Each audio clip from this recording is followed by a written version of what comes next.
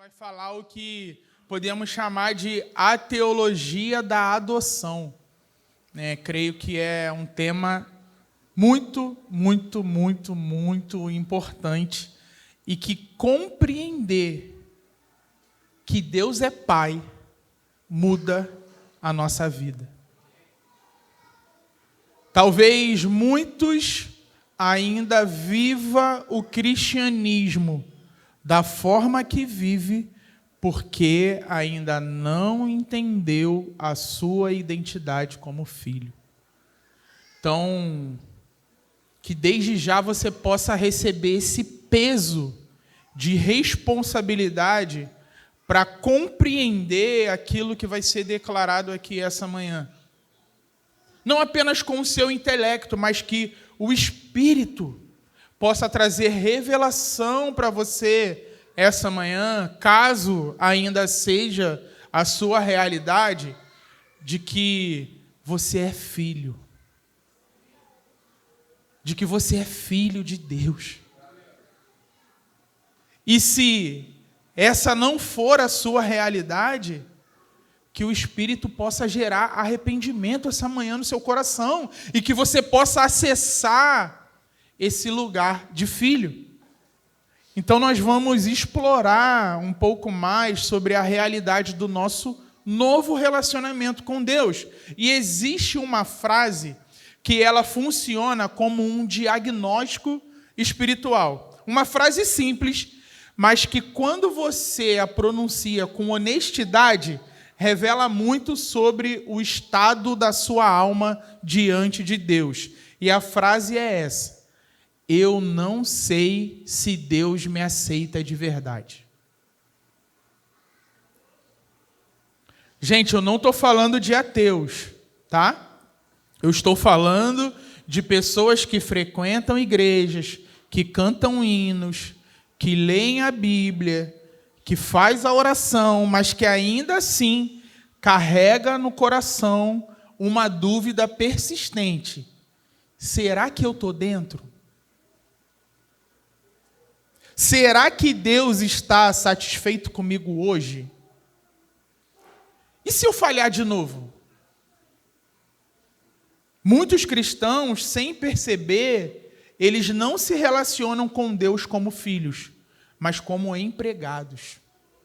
E a lógica é simples: se eu tiver um bom desempenho, Deus me protegerá, minhas orações serão respondidas, Deus vai me abençoar. Agora, se eu falhar, Ele vai me dispensar.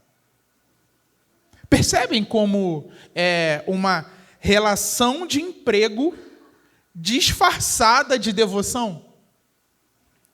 Relações assim, elas não produzem paz, elas produzem medo.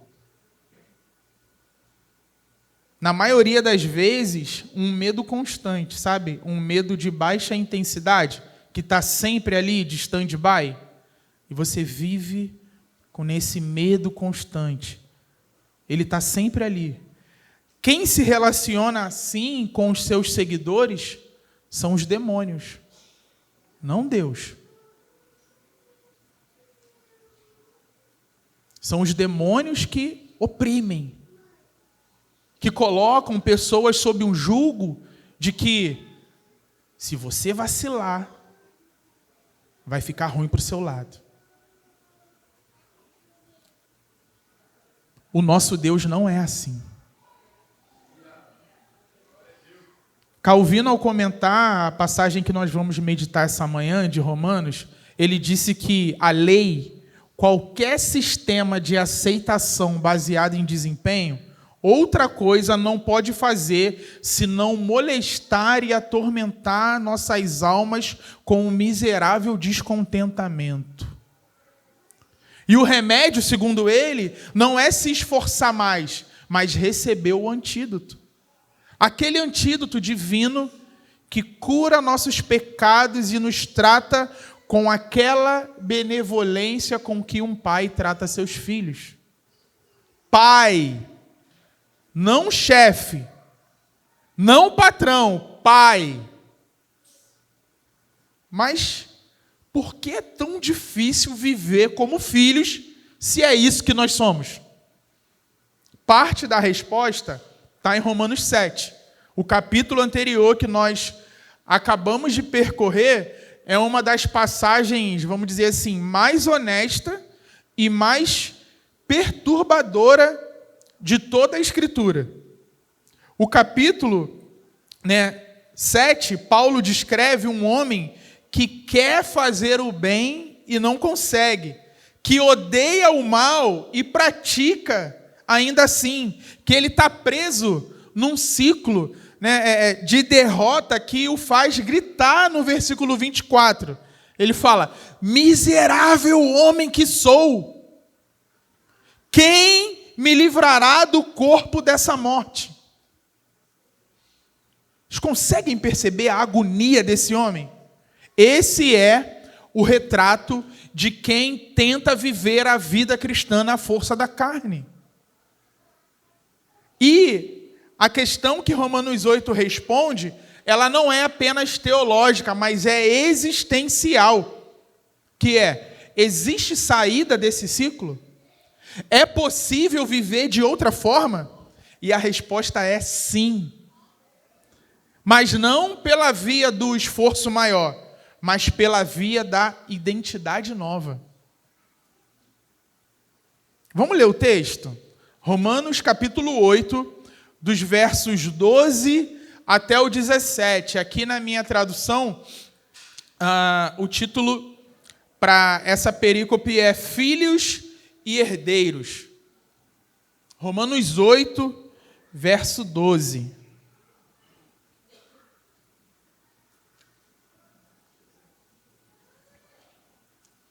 Diz assim o apóstolo: assim, pois, irmãos, somos devedores, não à carne, como se estivéssemos obrigados a viver segundo a carne. Porque se vocês viverem segundo a carne, caminharão para a morte. Mas se pelo Espírito mortificarem os efeitos do corpo, certamente viverão. Pois todos os que são guiados pelo Espírito de Deus são filhos de Deus. Porque vocês não receberam um espírito de escravidão para viverem outra vez atemorizados, mas receberam o espírito de adoção, por meio do qual clamamos Abba Pai. O próprio Espírito confirma ao nosso espírito que somos filhos de Deus. E se somos filhos, somos também herdeiros, herdeiros de Deus e co-herdeiros com Cristo, se com Ele sofremos, para que também com Ele sejamos glorificados. Percebam, então, que a ideia desse texto é sobre o fato do Espírito Santo nos libertar da escravidão ao medo e nos confirmar como filhos adotados por Deus. Como filhos adotados, nós não somos mais devedores à carne. Nós somos herdeiros de Deus, guiados pelo Espírito. E o sofrimento presente é o caminho de uma glória que supera qualquer comparação. Então, eu já deixo aqui, logo nesse início, um pedido de reflexão para pousar sobre você essa manhã ao longo dessa palavra. Não como um exercício intelectual, mas como um diagnóstico real. E a pergunta é: quando você chega diante de Deus, seja na oração, seja na falha, seja na crise de madrugada, você se aproxima como escravo ou como filho? O escravo, ele obedece por medo de ser castigado. O filho, ele obedece por amor, sabendo que ele está num relacionamento incondicional. O escravo, ele trabalha debaixo de ameaça, de perda, sabe? Se você vacilar, você vai perder. O filho, ele é disciplinado com amor. O escravo pensa: se eu escorregar, meu senhor pode me bater. O filho pensa: se eu escorregar, meu pai vai me perdoar. Meu pai vai me levantar. Vemos nesse trecho que a diferença entre esses dois modos de vida não é uma questão de temperamento ou de maturidade espiritual. É uma questão do espírito que habita em você. Você não recebeu um espírito de escravidão que te leva de volta para o mundo. Você recebeu o espírito de adoção. E é esse espírito com E maiúsculo que faz toda a diferença. Vamos nos aprofundar um pouco mais em cada verso? O versículo 12.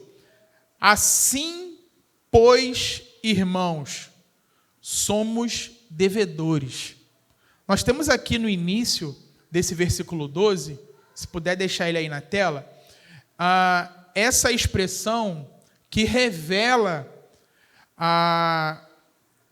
que Paulo está seguindo para a conclusão de tudo aquilo que vinha sendo comunicado anteriormente. Né? Ele está falando, assim, pois, essa expressão é uma expressão forte no grego. É como se Paulo estivesse numa mesa, sentado, ensinando ali para os discípulos, e nesse momento aqui ele levantasse na mesa, sabe? Como quem dissesse assim, agora, portanto, saibam, meus irmãos. E aí ele fala assim, somos devedores. Ou seja, obrigados, com dívida. Temos um vínculo por compromisso. É uma linguagem do mundo comercial, de alguém que tem contas a pagar, sabe? E o ponto não é a dívida em si, mas é a quem nós devemos. E Paulo diz, não a carne. Ao invés de responder diretamente a quem devemos, ele recusa propositalmente completar o paralelo. Até porque teria um termo melhor para atrelar ao espírito do que devedor. Paulo, ele é muito sagaz na comunicação, gente. E a beleza você percebe nesses pequenos detalhes. Ele fala assim, você não é devedor ao espírito da mesma forma que você é devedor à carne. A relação com o espírito não é de um empregado que tem cotas a cumprir. É de um filho que ama o pai. A obrigação, ela é substituída pela adoção. E acredito que uma pergunta também importante que nós precisamos fazer ao nos depararmos com esse versículo é, o que significa carne? Alguém se arrisca assim o que significa carne? A velha natureza. Intuitivamente, eu acho que todo mundo aqui tem uma ideia do que significa carne. Mas será que nós sabemos explicar minimamente com profundidade o que significa carne? É a pele? É o domínio sexual? É a velha natureza? São os apetites físicos? Né? Todas essas coisas, talvez, em muitos momentos, nós atrelamos à carne. Douglas J. Moo, ele resume de uma maneira bem interessante. Ele fala assim, carne resume o que muitas vezes chamamos de um mundo. Tudo o que é característico dessa vida em sua rebeldia contra Deus. A pessoa obcecada com status profissional, por exemplo, à custa dos outros, né, ela está tão dominada pela carne como alguém em adultério. Ambos estão manifestando o mesmo princípio, a vida orientada por si mesma, fechada para Deus. Antes da conversão de uma pessoa, antes de ser guiada pelo Espírito, quem exerce autoridade sobre a pessoa é a carne. As ordens da carne têm força legal sobre o pecado. Quando ela diz pule, o pecador pergunta, de qual altura? O pecador, ele até acha que está no controle, mas ele não está. O mundo, ele possui um sistema de ressignificação moral que rebatiza o pecado para torná-lo aceitável, palatável, sabe, até admirável. A carne não diz que você está com preguiça. Ela diz que você está apenas exercendo autocuidado. No dicionário da carne, gula se transforma em merecimento. Idolatria ao trabalho, workaholic. Né? Avareza se transforma em inteligência financeira. Soberba, confiança. Amargura, gatilho. Rebeldia, a carne diz que é liberdade. Fofoca e maledicência, desabafo. Não é só um desabafo. Não estou querendo falar mal não, tá? Eu só queria desabafar. Teimosia vira pensamento crítico. Eu poderia ficar horas aqui falando, gente, de várias características. A carne é boa em ressignificar pecado. Ela sabe bem trocar a verdade de Deus pela mentira. Mas, graças a Deus, esse contrato foi rescindido. O problema é que muita gente, depois de libertado, escolhe um lugar que não é mais seu. Escolhe voltar para um lugar que não é mais seu. Quando a Lei Áurea foi assinada em 13 de maio de 1888, historiadores dizem que mais de 700 mil pessoas obtiveram sua liberdade nesse momento. Eles documentam que muitos desses escravos que foram libertos, eles continuaram trabalhando. Eles continuaram nas mesmas fazendas, nas mesmas condições, trabalhando para os mesmos senhores. Não porque eles fossem obrigados, mas porque eles não sabiam viver de uma forma diferente. O cristão que vive escravizado ao pecado habitual, à ansiedade compulsiva, à busca de aprovação, à amargura enraizada, não é porque a alforria não veio. É porque ele ainda não aprendeu a andar como alguém que já tem a carta. Amém, gente? Vocês estão comigo? Tem muita gente que faz da própria vida um grande drama, sabe? Digno de novela mexicana, aqueles bem ruins, simplesmente porque não aprendeu a viver livre de ser o centro das atenções. Nem que seja pelas suas lutas. Muita gente vive para compartilhar dor e desafios para ser apreciada. Eu fico imaginando pessoas que trabalharam prestando serviços braçais durante anos, sabe, com a maior alegria, sem reclamar, vendo os nossos jovens trabalhadores da geração Z. E Deus, ele vai falando com a gente, né? Quando a gente está meditando em algo. Ontem eu estava andando na rua, lá na Tijuca, e...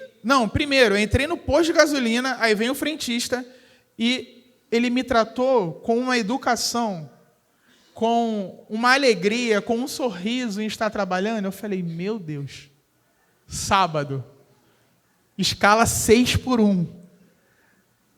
E esse cara, ele está muito feliz em estar trabalhando, cara. Que bênção. E eu não consegui falar com ele na hora que eu fui embora, porque mudou a pessoa ali, mas eu ia liberar uma palavra para aquele cara. Eu falei, cara, mexeu comigo. E aí eu estou indo almoçar, andando na rua, daqui a pouco eu passo numa loja em obra, em reforma, e tinha um pintor sozinho dentro da loja, e ele estava cantando com uma alegria. Com uma alegria, ele estava vivendo, cara. O sábado dele, ele não era o Luiz, gente. Mas ele estava assim, cara, eu falei, meu Deus, olha isso, cara. Olha a alegria desse cara. E eu fico fazendo essa comparação, sabe? Por que nós, como filhos de Deus, às vezes vivemos como se tudo na nossa vida tivesse que ser dramatizado, tivesse que ser um problema que, às vezes, chega a soar como um romance. Você se apaixona pelo problema de tal modo que você não consegue mais viver sem ele. Porque senão, talvez, as pessoas não vão ter pena de você. Isso revela uma idolatria no nosso coração, direcionada para nós mesmos. Vocês conseguem entender isso, gente? Isso é perigoso, e se você não identificar isso e se posicionar contra, você vai viver dessa forma. E não é legal. Nós falamos isso aqui na sala de oração na quinta-feira. Sabe para que você foi criado? Você foi criado para ser feliz. E isso não é teologia da prosperidade. A questão é onde você vai ser feliz. Se você não aceita essa ideia, você precisa ler mais John Piper e buscar entender o que significa hedonismo cristão. Porque todo homem é um hedonista. Ponto. Porque tem algo em você que declara que o seu prazer ele tem que ser satisfeito. A questão é onde? E aí John Piper ele faz todo um trabalho teológico para nos mostrar que desde o início nós fomos criados para adorar a Deus, para ter prazer em Deus. Catecismo de Westminster diz lá no primeiro ponto, logo de cara. A sua missão, a sua vocação é se deleitar em Deus e ter prazer nele para sempre. Quer saber para o que você nasceu? Para ter prazer em Deus, cara. Você não nasceu para ser triste. Entenda, existe uma diferença entre tristeza e sofrimento. Você pode passar pelo sofrimento com alegria. Você sabia disso? E como eu falei também na quinta, para quem não estava, Paulo escreve Filipenses 4:4 na cadeia. E ele está dizendo assim, ó, alegrai-vos. Todavia, deixa eu falar mais uma vez, alegrem-se.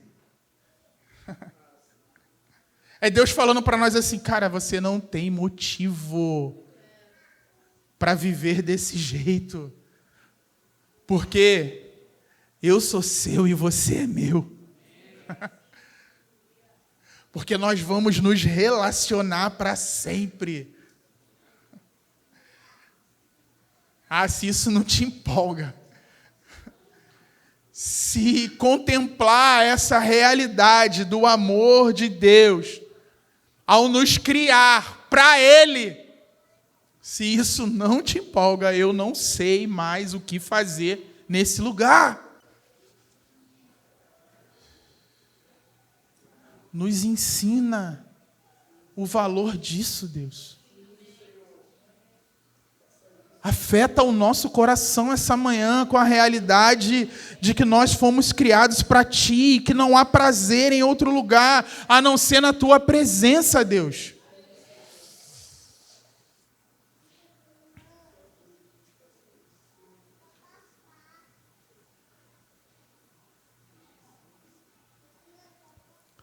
Irmão, a sua carne grita por atenção, não dê ouvidos a ela. Não dê ouvidos. A pergunta que eu posso fazer diante dessas verdades é: quem você está ouvindo? Todo dia a voz da carne fala. Ela fala com autoridade, como se ela mandasse em você ainda. Ela vai continuar falando, como se tivesse direito sobre você. Ela diz assim, ó: você me deve isso. Você merece isso. Faça isso. Você não pode resistir a isso. Sabe aquela figurinha do WhatsApp que tem o diabinho falando, né? Assim, vai lá, compra. Você merece. E a questão que o versículo 2 coloca é essa. Será que essa voz ainda tem força de lei sobre você?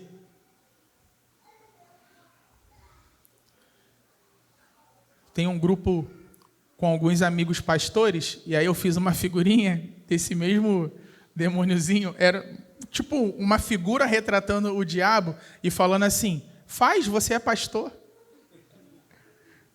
Aí sempre que alguém dá alguma ideia assim que tu fica assim, pô, caraca, nada a ver. Aí eu vou e jogo essa figurinha. Faz, você é pastor. É o contrário, tá, gente? Não é faz, você é pastor. Esse é o conselho do diabo. Você pode tudo. Seu corpo, suas regras. É o que a carne fala para você. Na verdade, ela está falando assim, é a minha regra, mas eu vou deixar você achar que é sua.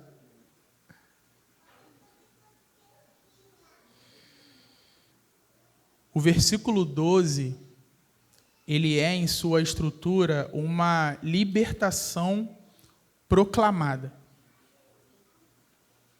A sua ansiedade não tem mais direitos sobre você. O seu vício, ele não tem mais autoridade legal sobre você. A sua amargura não é uma dívida que você precisa continuar pagando. O contrato foi rescindido, gente. A conta foi zerada. E o que vem nos versículos seguintes é um convite, né, para a gente viver a partir dessa libertação. Versículo 13. Porque se vocês viverem segundo a carne, caminharão para a morte. Mas se pelo Espírito mortificarem os feitos do corpo, certamente viverão. O apóstolo, ele apresenta dois caminhos em contraste radical. E cada um deles contém um paradoxo que merece a sua atenção. Primeiro paradoxo: quem vive segundo a carne morre. A carne, ela promete vida, prazer, autoafirmação, autonomia, satisfação imediata. Ela diz: isso vai te fazer se sentir vivo. Mas Paulo inverte a lógica. A carne entrega morte. O verbo grego aqui, para morrereis, não fala de morte física, biológica. É uma morte escatológica. A separação eterna de Deus. Esse é o salário do pecado. Sabe quando fala, o salário do pecado é a morte. Essa morte é separação eterna de Deus. Segundo paradoxo: quem mata as obras do corpo, viverá. Quem mata, vive. Quem se recusa a matar, morre. A lógica do reino inverte completamente a sabedoria do mundo. Vale destacar, Paulo não diz se vocês fizerem morrer. Percebam aí, ele diz, se pelo Espírito mortificarem. A agência é do crente, mas o poder é do Espírito. E aqui está o coração do texto, gente. Não é uma batalha casual, é uma guerra. E você não pode vencer uma guerra sem a arma certa. O mais importante é você perceber que não é um convite para largar tudo nas mãos de Deus. Você é um agente. É mortificar, ou seja, fazer alguma coisa, mas fazer pelo Espírito. O crente é real, meus amigos, é de verdade. Você é um crente, é um agente real. Você precisa exercer aquilo que Deus designa para você exercer. Somos agentes de mortificação, mas o poder não é nosso. João Calvino disse que os crentes aprendam a abraçar a Cristo, não somente para a justificação, mas também para a santificação. E aí eu pergunto, você está abraçando Cristo ou o pecado está te abraçando?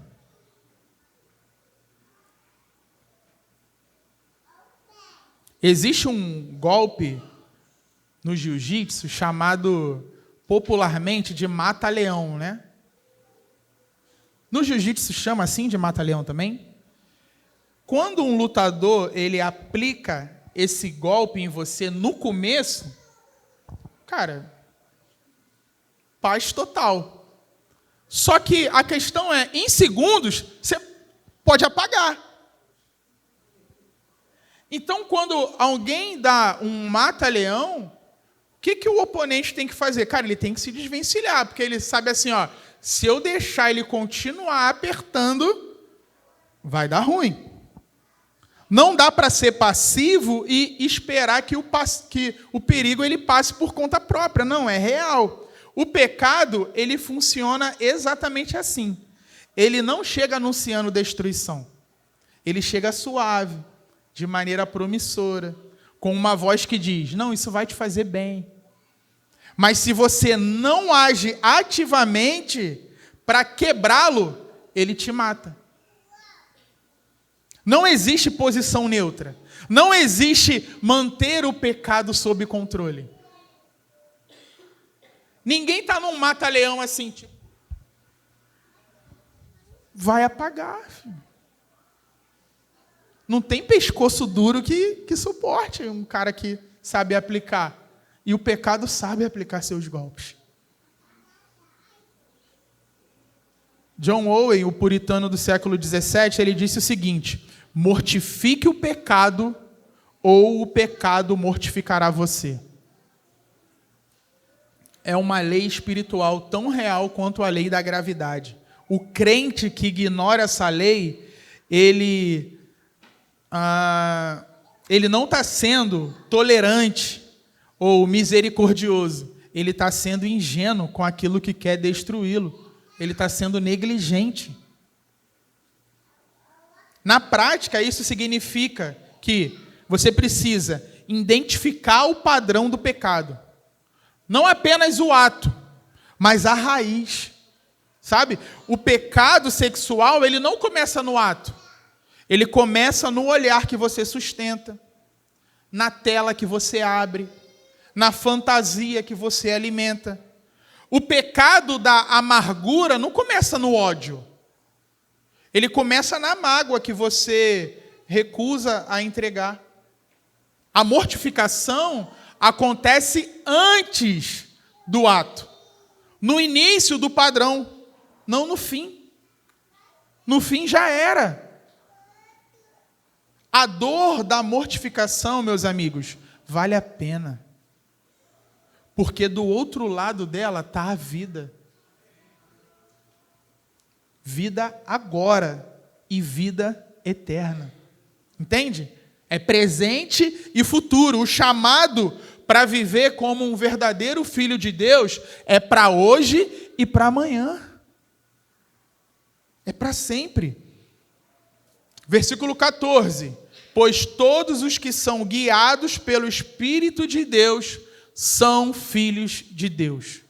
Paulo, ele não vai passar para o próximo tema da carta sem antes se aprofundar na beleza e realidade da nossa filiação. O Espírito de Deus agora é o nosso guia. Não para simples escolhas cotidianas, né? Tem gente que reduz o Espírito Santo para isso, né? Ele chama assim: vem cá, Espírito Santo, qual emprego eu devo aceitar? Com quem eu devo me casar? Ou para onde eu devo me mudar? Paulo está falando de algo mais fundamental. É sobre ser determinado pelo Espírito. É ter a própria vida governada por Ele. Ele precisa governar a sua vida, sabe?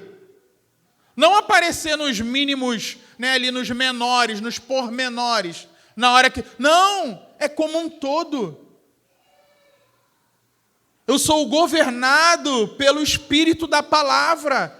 Então eu preciso andar em conformidade com aquilo que Deus está declarando a respeito de quem eu sou. Isso é ser governado pelo Espírito. Automaticamente as suas decisões estarão relacionadas à vontade de Deus. Quer saber o que o Espírito quer para a sua vida, nos menores detalhes da sua vida? Viva uma vida diante dele, uma vida de obediência à palavra. Consequentemente, as pequenas ações que você tomar já estarão sendo guiadas por ele. Consegue entender isso, gente?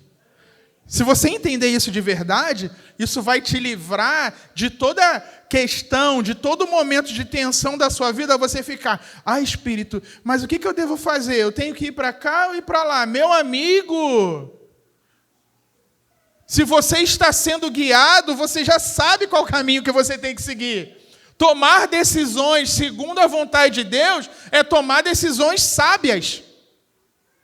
É fazer aquilo que Deus diz que deve ser feito, ponto. Você já sabe? Não sei, então procure saber, cara. Como esse livro aqui, ó. A vontade de Deus está aqui. Amém? A vontade de Deus está aqui. Mas com quem eu tenho que casar? Vê aqui o padrão de um homem. Vê aqui o padrão de uma mulher. Mas qual é o emprego que... Vê aqui como que um profissional de verdade precisa se posicionar na sociedade. Vê aqui o que significa ética cristã. Vê aqui o que significa obediência. Vê aqui o que significa submissão. Vê aqui o que significa honestidade. O que você mais precisa aí para viver? Léo, eu tenho dificuldade, de perdoar. Vê aqui o que significa e vive.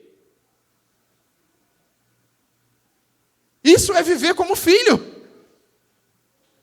E aí você vai ver que as coisas talvez não sejam tão difíceis quanto pareça. Você só é desobediente.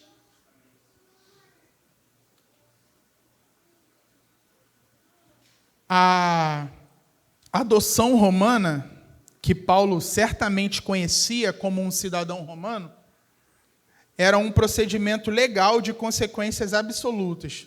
Timothy Keller, ele descreve o que acontecia no momento em que a adoção se concretizava. Ele falava assim: em primeiro lugar, suas antigas dívidas e obrigações legais eram saldadas. Em segundo lugar, ele recebia um novo nome e se tornava instantaneamente herdeiro de tudo que o pai possuía. Em terceiro lugar, seu novo pai passava a ser responsável por seus atos, suas dívidas e seus crimes. É uma imagem deslumbrante. O filho adotado não carregava mais o passado.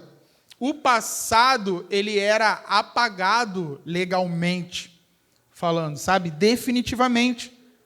Ele entrava numa nova família com um novo nome, um novo futuro e um novo pai que respondia por ele. E esse pai era responsável por tudo aquilo que o filho havia sido antes.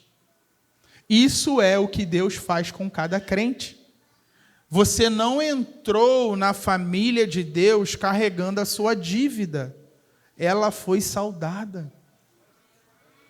E você recebeu não um status provisório de provável herdeiro, mas a plena condição de filho, agora, imediatamente, definitivamente.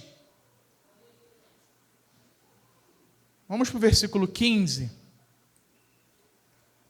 Porque vocês não receberam um espírito de escravidão para viverem outra vez atemorizados, mas receberam o espírito de adoção, por meio do qual clamamos Abba, Pai. Paulo, ele segue dando uma ênfase na nossa nova condição.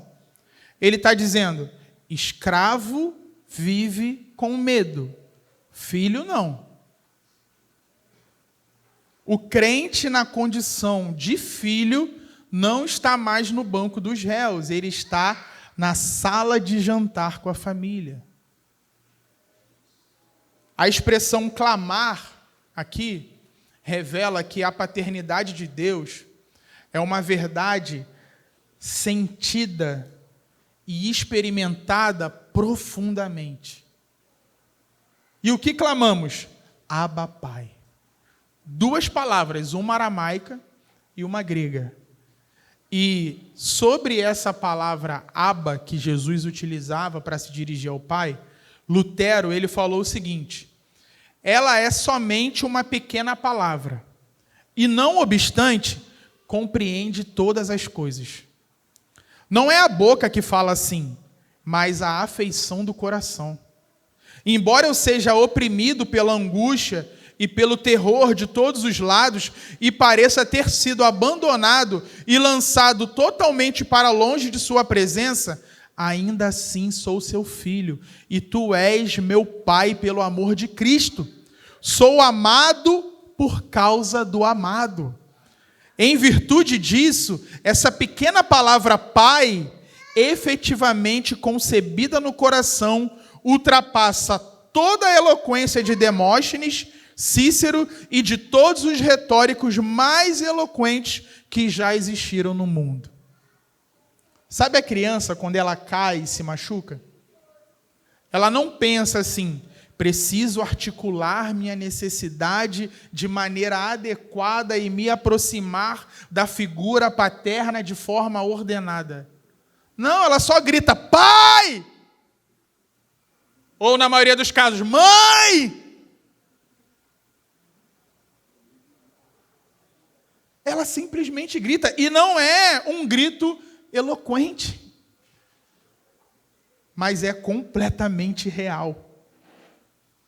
E é exatamente por isso que o pai ou a mãe larga tudo e vai. Paulo está dizendo, é assim que o Espírito nos ensina a orar.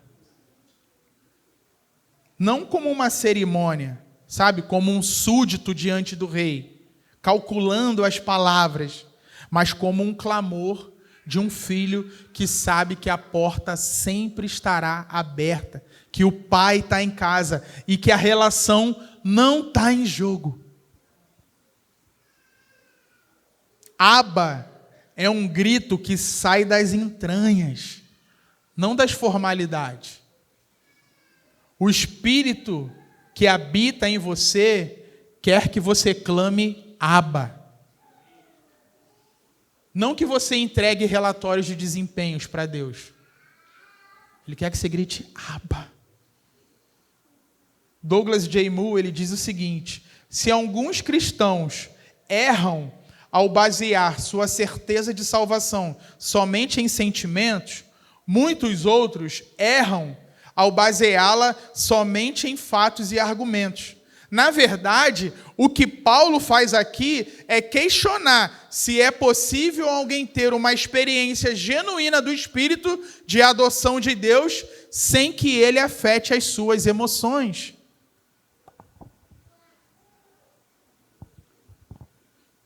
Você ora com a sua boca ou com as entranhas? Você se aproxima de Deus com um formulário ou com um clamor? O Espírito está em você para tornar a palavra Pai a palavra mais real que você conhece. Você entendeu isso, gente? O Espírito, ele está em você para tornar a palavra Pai a palavra mais real que você conhece.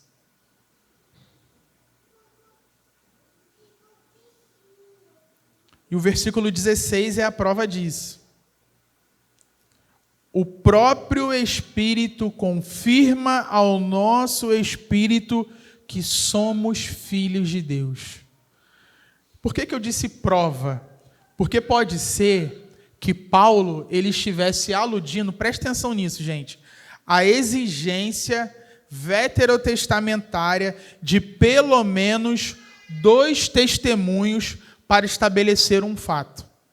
Ou seja, o caso é fechado. Nós temos 2 testemunhos concordantes acima de qualquer contestação. O Espírito Santo, ele está falando da parte mais íntima do ser humano, o nosso homem interior, o núcleo da nossa identidade pessoal. Ou seja, a realidade da adoção como filho afeta a parte mais profunda e mais íntima do nosso ser. É algo místico, no melhor sentido da palavra. O Espírito falando ao nosso espírito e enchendo a nossa consciência. Você é filho de Deus.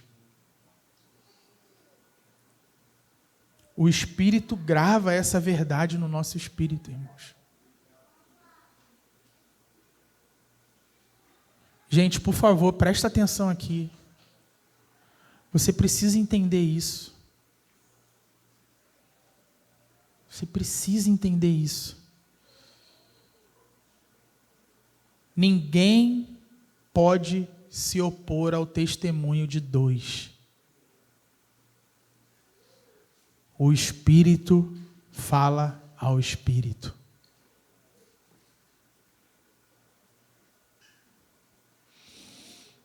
Ajuda-nos a compreender essa verdade, Deus. Que não haja órfãos nesse lugar, Senhor.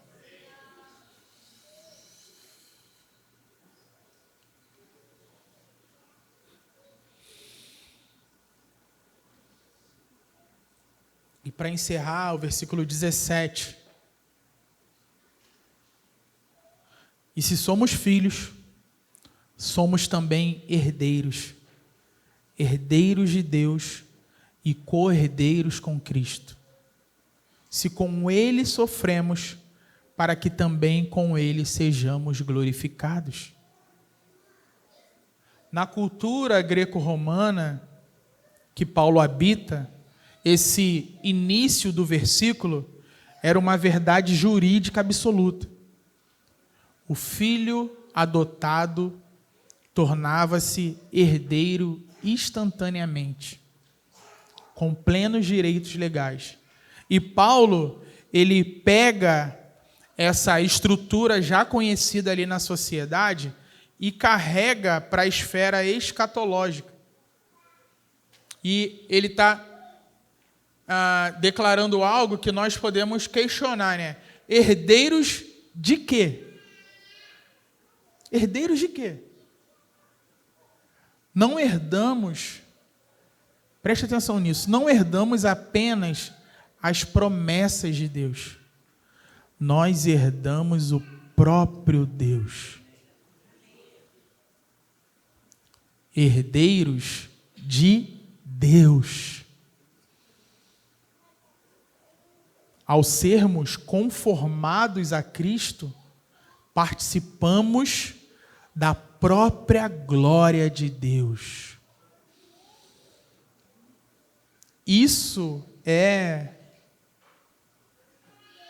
o que a teologia vai chamar, e eu falei um pouco disso na quinta, e vou falar hoje novamente, e talvez em mais algumas oportunidades, porque esse texto me remeteu a isso, mas é algo que eu também percebo o Espírito chamando a minha atenção, mas é isso que a teologia vai chamar de visão beatífica. É um conceito teológico cristão que descreve o destino final como sendo não só o destino final, mas a maior alegria da alma humana.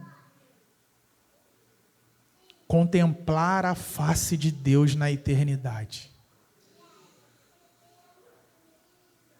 Desfrutando da sua presença e da felicidade de ter Deus em sua totalidade habitando conosco. É isso que todos nós estamos buscando, meus irmãos. Beatífica deriva do latim e significa fazer feliz ou abençoar. E visão representa o ato de ver, contemplar a essência divina sem filtros, sem intermediários. A glória de Deus em nós e a nossa satisfação nele alcançarão sua realização máxima quando o virmos face a face. É para isso que Deus criou a humanidade em sua imagem e semelhança, para ser feliz nele. O Cristo que se fez homem e padeceu em nosso lugar, agora mesmo ele está desfrutando da plenitude da felicidade que está contida na sua própria divindade e relação com o Pai e com o Espírito Santo. A famosa oração de Agostinho reflete isso muito bem. Ele diz assim: o homem é uma de suas criaturas, Senhor, e seu instinto é louvá-lo. Ele carrega consigo a marca da morte, o sinal de seu próprio pecado, para lembrá-lo de que o Senhor frustra os orgulhosos. Mas ainda assim, como faz parte de sua criação, ele deseja louvá-lo. O pensamento em ti o estimula tão profundamente que ele não pode ficar satisfeito a menos que te louve. Porque tu nos fizeste para ti, e nossos corações não encontram paz até que descansem em ti. Para Agostinho, todo desejo é um caminho que corretamente, quando ele não é obscurecido pelo pecado, que nos leva ao descanso em Deus. Todo desejo é um caminho que corretamente nos leva a um descanso em Deus. A esperança de um dia saciar o desejo insaciável de felicidade no Deus infinitamente feliz é o que queremos dizer com esse termo visão beatífica. A visão abençoada de Deus no céu. Isso, de fato, é o que torna o céu um paraíso.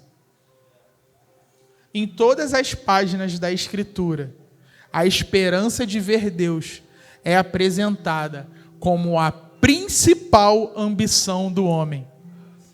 Como cantamos aqui mais cedo, mostra-nos sua glória.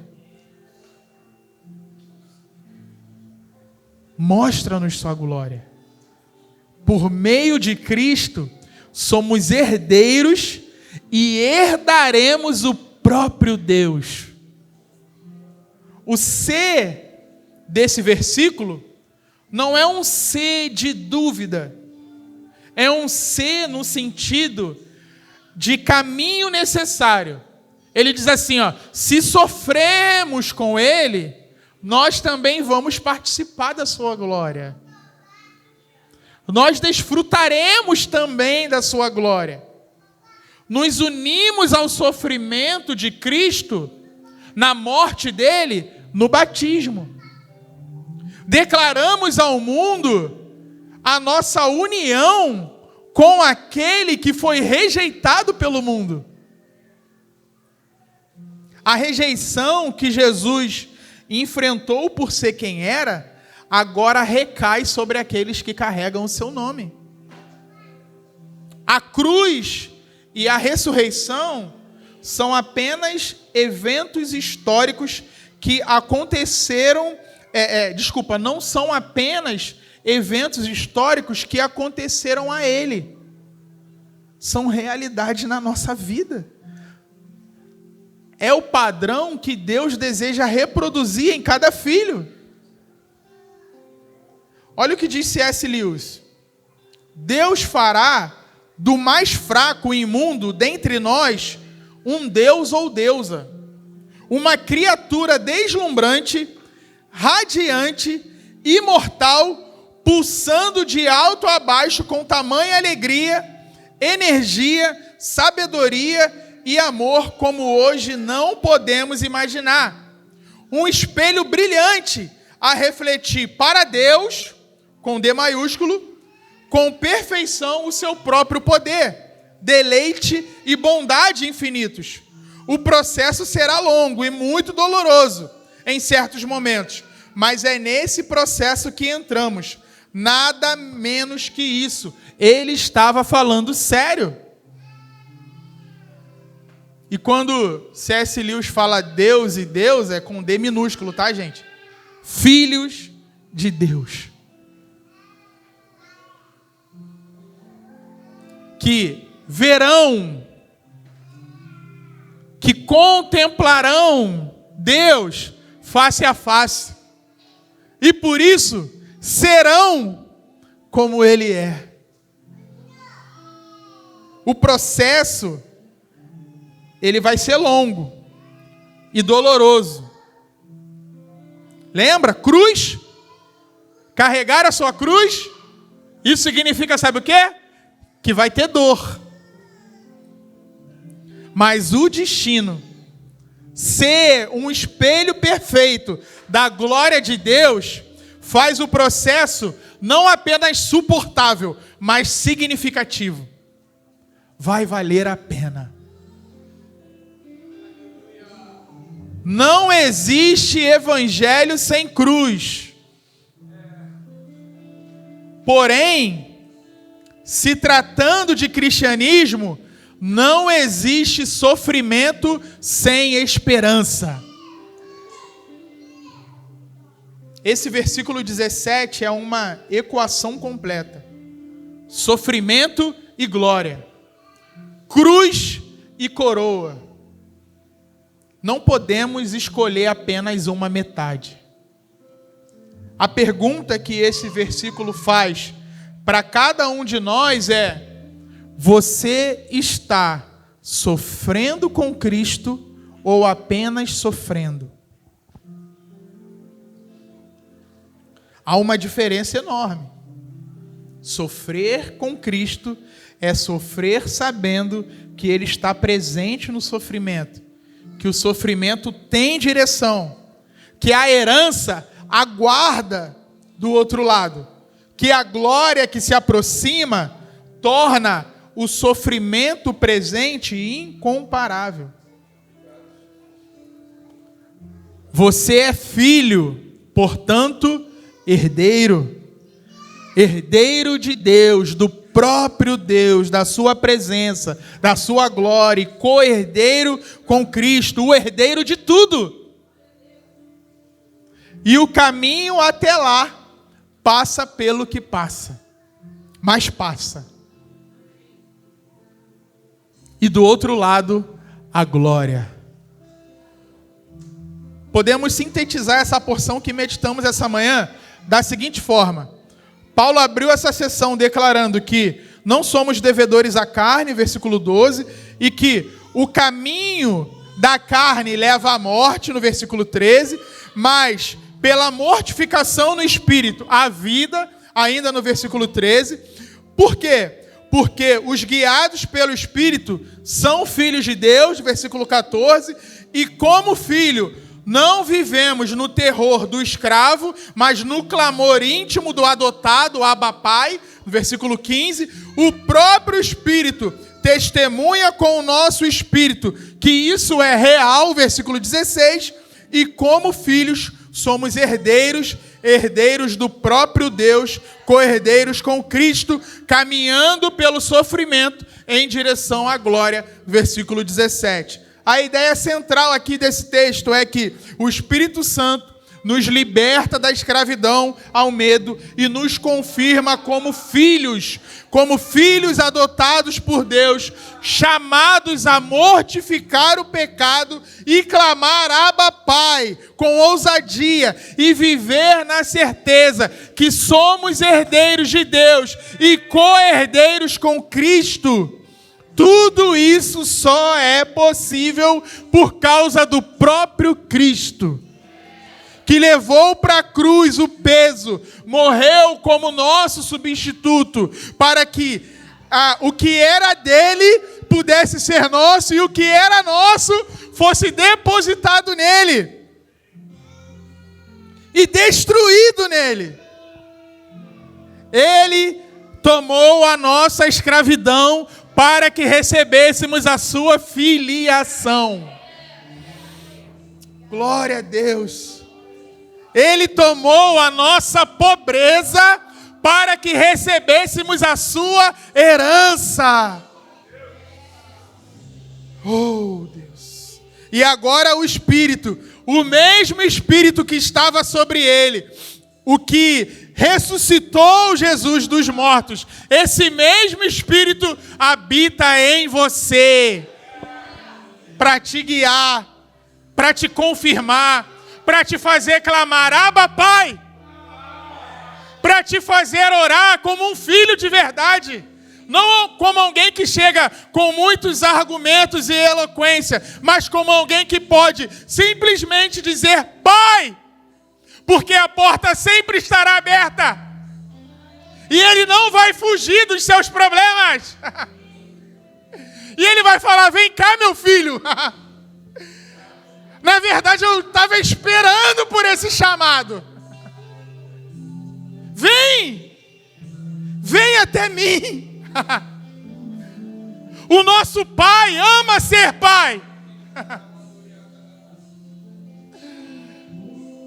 Que você ame ser filho. Que você aprenda a ser filho definitivamente.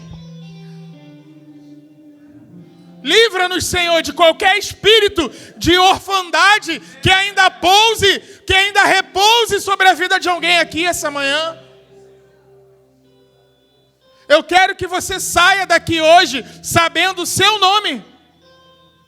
Não o nome que o seu pecado te dá. Fracassado, indigno, descartável, sem esperança. Ou não o nome que a sua performance te dá. Aprovado hoje, reprovado amanhã. Em avaliação.